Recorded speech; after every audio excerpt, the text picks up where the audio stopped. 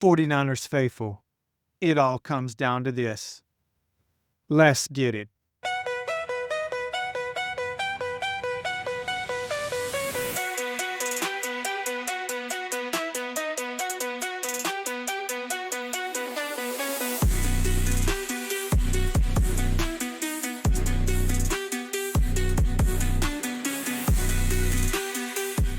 Welcome to the Cayman's Island podcast, where we talk all things San Francisco 49ers. I'm your host, David Cayman.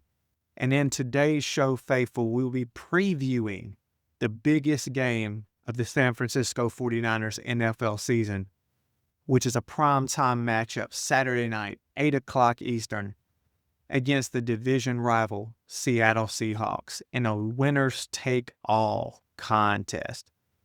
Now, I want to be clear, guys. This is not just another rivalry game. It's for the NFC West crown, the number one seed in the NFC, home field advantage in the playoffs, and just to make stakes higher. If the 49ers can pull this one out in the most improbable season that I've seen in a very long time from the 49ers, guys, we could be hosting the Super Bowl in Santa Clara. The stakes just flat out couldn't be higher. And really, the keys to the game are truthfully quite simple. I think this is going to come down to the San Francisco 49ers offense versus the Seattle Seahawks defense. Now, let's take a look at this 49ers offense. I think we all know that since Brock Purdy has come back, especially in these last 3 games or so, the 49ers offense has been on a complete heater. The 49ers offense has been averaging over 35 points per game in these last 3 games. If you take a look at just what the 49ers have done, they've continued to move the ball aggressively. They've continued to score frequently, which is why this game means so much for playoff seeding. In the 49ers' most recent shootout over the Bears, Brock Purdy threw for 303 yards, 5 total touchdowns. You just can't ask for more, and you can really see it in mainstream media. Folks have really backed off of Brock Purdy after these back-to-back 5-touchdown performances. And if I could just break it down as easy as I can, it really doesn't surprise me. We've seen Brock do this before in games past, maybe not 5 touchdowns and 5 touchdowns in back-to-back games, but we've seen the 49ers offense in the past be dynamic. However, that was with the quote-unquote Avengers, right? That's going to be your Deebo Samuel, Brandon Ayuk, Offensive Player of the Year Christian McCaffrey. What has been just absolutely remarkable is that Brock is doing this without very much help. In fact, last game against the Bears, he was actually able to do this with a lot of adversity as well, throwing a pick 6 on the first play of the game. So you think about the 49ers offense, what they've been able to do, what they've been able to accomplish.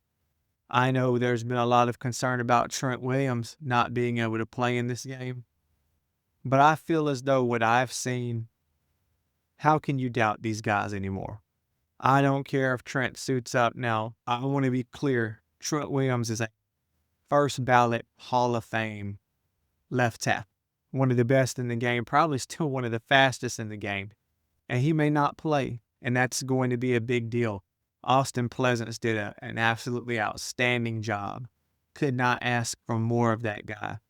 He's actually bigger than Trent Williams. Not saying his skill set's better. Please don't misinterpret what I said, but he did an outstanding job. Now, mind you, we're going to be facing a far superior defense than what we faced against the Chicago Bears last week. Now let's talk about this defense, the Seattle defense in this matchup.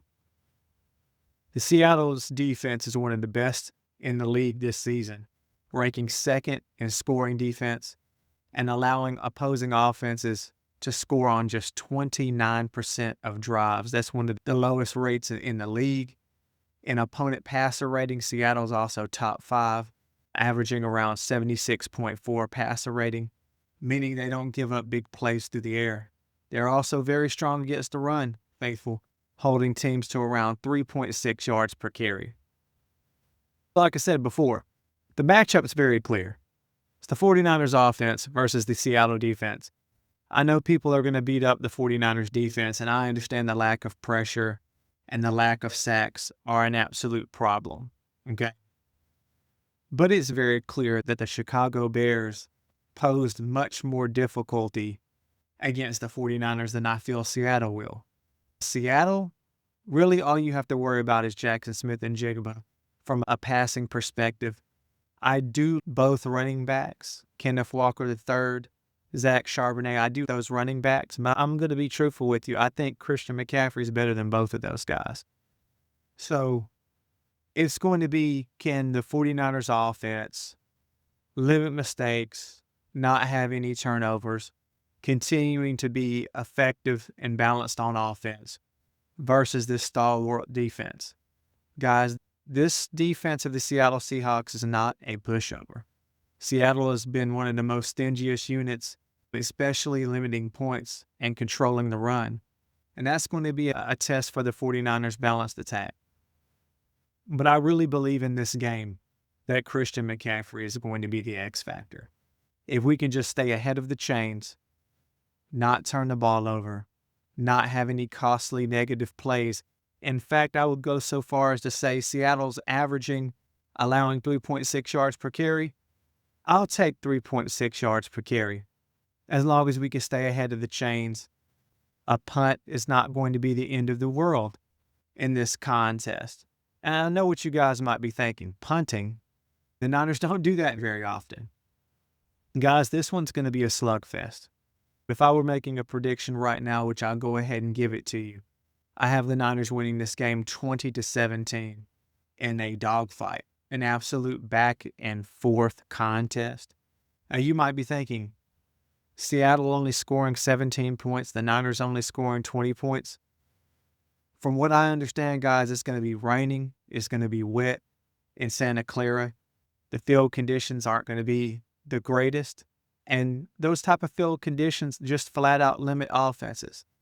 I believe that the 49ers will be able to do enough on defense with Robert Saleh like he's done all season long. And I'm really basing this prediction and this game outcome on what truly the Seattle Seahawks have been all year and what the 49ers have been all year. The Niners somehow find a way to win these games. The defense can be bad all game long until the very last play, literally, of a game. And they come up with a key stop. They come up with a key fourth down play. And in the most improbable way. I see that trend continuing. I think when you get this late in the season, these teams are who they are. The 49ers don't get sacks. They really don't pressure the quarterback very much. It is what it is. What they are situationally sound. In the biggest moments all season long, they've come through. I really don't see that trend stopping at all. Seattle on offense. Same thing. Sam Darnold, historically in huge games, has seen ghosts and turned into a pumpkin. This is just what Sam Darnold has been. This is who Sam Darnold was last year in the biggest game of his season, and then in his first playoff appearance with Minnesota. Now, I want to be fair here. Anything can happen in a game. The 49ers can lose this game. But I just absolutely, at this point, with what I've seen, how can you doubt San Francisco? They've come up big every single time this year when you've needed a monster game from Brock. Since his return from injury, he's performed, he's delivered. I understand that the first game back was shaky. I understand all that, guys. It's, rust happens. That's what happens when you miss 8 games and you come back and are learning to replant your foot again and getting that muscle memory down, getting just acclimated back to the speed of real game action. Now, I'm not making any excuses for Brock. He needed to play better in his return game. With all that being said, let's talk about what he's done for us lately. And that's absolutely take the league by storm. This is the highest scoring offense. These last few primetime games from Brockman has been must-see TV, and I don't think tomorrow night's going to be any different. I think tomorrow night's game is going to be absolutely fantastic. I just don't see it being a fantastic, high-scoring 42-38 back-and-forth fest that you saw last week against the Bears. I think this is going to be close, and I see a 20-17 win with an Eddie Pinheiro field goal on the last drive of the game. I could see it 17-17, Brock getting the team in position and us having a kicker that can make a kick without having to hold our breath at the last second.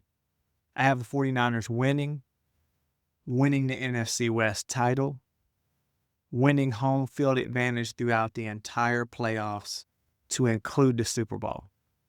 Man, what a storybook ending to the regular season this will be if it all comes to fruition. And tell me what you guys think in the comments. What do you think are the key factors or X factors, I should say, to this particular contest? As always, if you like the show today, remember to share it with somebody. Please subscribe, as it really does help out the channel. As always, guys, take care, be blessed, and go Niners.